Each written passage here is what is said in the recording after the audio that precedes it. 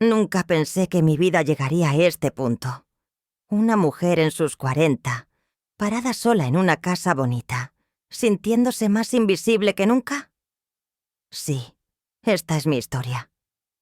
Lo que estoy a punto de contar, aunque tal vez lleno de arrepentimientos, me recordó lo que significa ser mujer otra vez. Decidí compartir con ustedes una historia real de mi vida. Mi esposo, Alejandro, siempre estaba ausente. Sus viajes de trabajo se extendían de días a semanas, y cuando regresaba, su presencia parecía más una formalidad que un reencuentro. Más allá de conversaciones superficiales, casi no hablábamos. La intimidad era algo que no habíamos compartido en años. Mantuve mi belleza. Cociné, limpié, sonreí a los vecinos. Pero por dentro, me estaba marchitando lentamente. Era principios de primavera cuando Alejandro me dijo que se iría de nuevo, esta vez por casi un mes. Como siempre, asentí con la cabeza, fingiendo entender. No objeté. Nunca lo hacía. Había aceptado esta vida. O eso creía. Solo una semana después de su partida, mi hijastro, Diego, regresó a casa por las vacaciones de primavera de la universidad. Tenía 22 años. Era alto, un chico amable, y siempre había mantenido una distancia respetuosa. Lo había criado desde la secundaria, así que nuestra relación siempre había sido un vínculo silencioso y formal. Pero ahora era un hombre, y algo en su mirada hacia mí había cambiado. No era inapropiado, al menos no al principio, pero era diferente. Noté que sus ojos se quedaban en mí un poco más de lo habitual. Los cumplidos que antes soltaba por costumbre, ahora parecían personales. «Hoy estás muy hermosa», me dijo una mañana en la cocina, con una voz cálida. Me reí, tratando de ignorarlo, pero mi corazón latía con fuerza. Empezamos a pasar más tiempo juntos, la mayoría de las veces por casualidad. Me ayudaba con las compras, se ofrecía a cocinar la cena, se sentaba a mi lado mientras veíamos televisión tarde en la noche. Intenté ignorar la tensión creciente, pero no era ciega.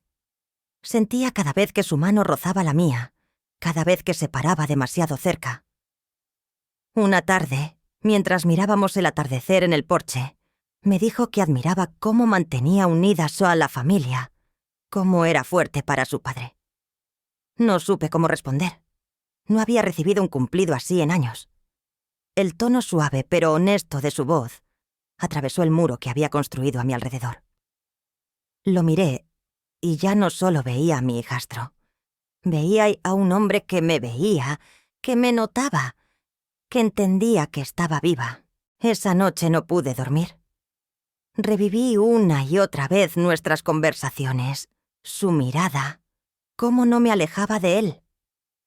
Me dije a mí misma que esto era inofensivo, pero en el fondo sabía que mentía. Sabía que esto era más que soledad.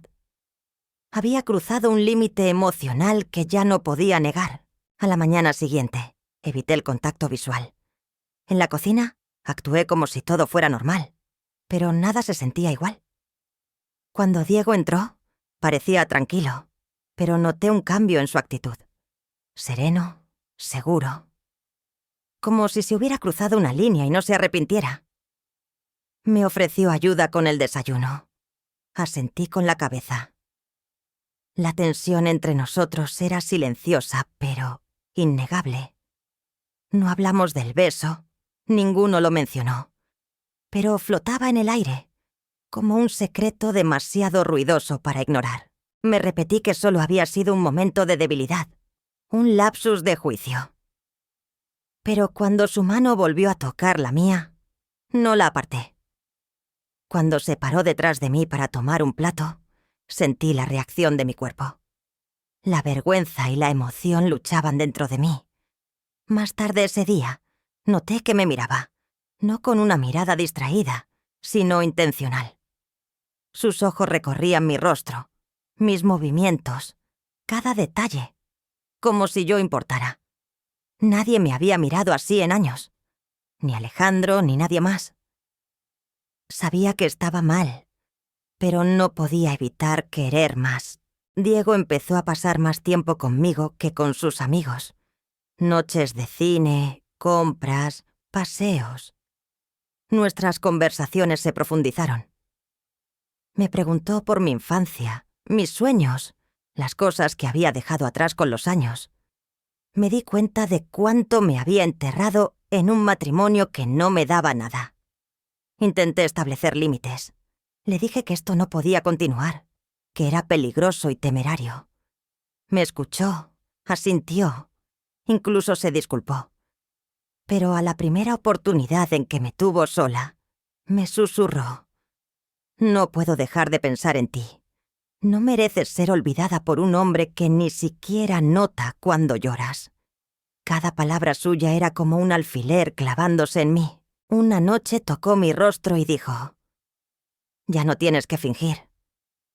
Tienes derecho a sentir algo». No respondí. No necesitaba hacerlo. Mi mirada lo decía todo. El límite emocional ya se había cruzado. Lo que siguió no fue planeado. Era inevitable. Ya no me reconocía. Era una mujer dividida entre la culpa y el deseo, entre la lealtad y el anhelo. Me decía que aún tenía el control, que podía detenerme antes de que las cosas avanzaran más. Pero la verdad era que ya había caído. Y aún así, temía las consecuencias. No solo de ser descubierta. También temía su partida cuando sus vacaciones terminaran y me quedara sola en esta casa. ¿Se llevaría consigo a esta nueva versión de mí? ¿O me destrozaría una vez más? Esta vez por un error que nunca podría deshacer. El final de las vacaciones de Diego se acercaba, y el peso de lo que habíamos hecho comenzaba a aplastarnos más. Podía verlo en sus momentos de silencio, en cómo me miraba pero hablaba menos. Nuestro silencio ya no era de complicidad, sino de culpa. Comenzó a empacar, y con cada camiseta doblada, sentía como mi frágil mundo se derrumbaba un poco más. Habíamos cruzado una línea, sí. Pero, ¿qué pasaría ahora? Nunca hablamos del «¿y después?» No me hizo promesas, y yo no las pedí. No quería ilusiones. Había vivido años en una falsa seguridad con un esposo que ni siquiera me notaba. Pero esto era diferente. Era crudo, intenso, incorrecto. Pero era real. Y ahora tenía que terminar. La noche antes de que se fuera, vino a mi lado. Por primera vez en todo este proceso, parecía inseguro. No me tocó, solo me miró.